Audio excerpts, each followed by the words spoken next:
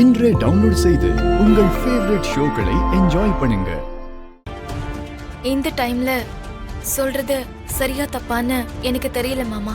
சொல்லாம போனா கல்யாணத்துக்கு முன்னாடியே சொல்லிருக்கணும்லன்னு நீங்க சொல்லுவீங்க. எப்ப சொன்னா என்ன, என் மேல உங்களுக்கு அன்பு இருக்குல்லன்னு நான் சொல்லுவேன். இப்படி நம்ம பேசுறது ஒரு சண்டையா மாறிடக்கூடாதுன்னு தான் இப்பவே சொல்றேன். நம்ம கல்யாணத்துக்கு அப்புறம் நம்ம எங்க வீட்ல தானே இருக்க போறோம். அது உங்களுக்கு விருப்பம் தானே மாமா? அது என்ன எங்க வீடு உங்க வீடுன்னு பூமி? கல்யாணத்துக்கு அப்புறம் நம்ம ஒரே வீட்ல இருக்க போறோம். அது நம்ம வீடு.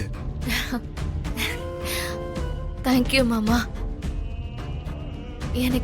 எனக்கு தெரியும் நீங்க நான் சொன்ன மாட்டேன்னு சொல்ல மாட்டீங்க.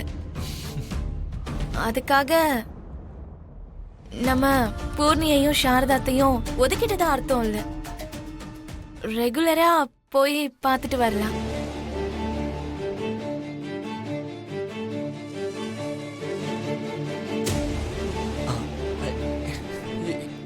நீ என்ன சொல்ற பூமி?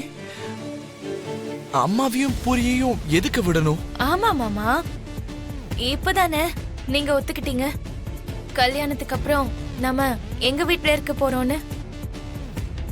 நம்ம எங்க இருக்கிறோமோ அதுதான் நம்ம வீடுன்னு சொன்னீங்களே. நீ இப்போ என்ன சொல்ல வர? கல்யாணத்துக்கு அப்புறம் நான் உன் கூட அந்த சரச்சந்திரா வீட்ல இருக்கணும்னு சொல்ல வரியா?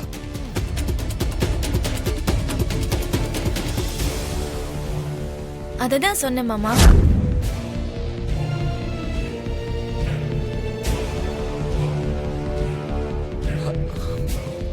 பூமி, நீ இப்ப என்ன பேசுறன்னு உனக்கு தெரிஞ்சுதான் பேசுறியா? நான் எதுக்கு அந்த வீட்ல இருக்கணும்? இங்க பாரு, கல்யாணம் ஆயிடுச்சுன்னா நீ என் கூட என் வீட்டுக்கு தானே வரணும் பூமி.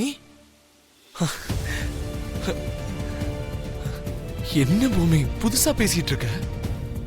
மாமா, உங்களுக்கு இது புதுசா தெரிஞ்சாலும் எனக்கு என்னமோ அதுதான் நல்லதுன்னு தோணுது. ஒரே வீட்ல நம்ம எல்லாரும் சேர்ந்து இருந்தோம்னு வச்சுக்கோங்க. அப்பாவை பத்தி நீங்க தெரிஞ்சுப்பீங்க, அப்பாவும் உங்களை பத்தி தெரிஞ்சுக்குவாரு.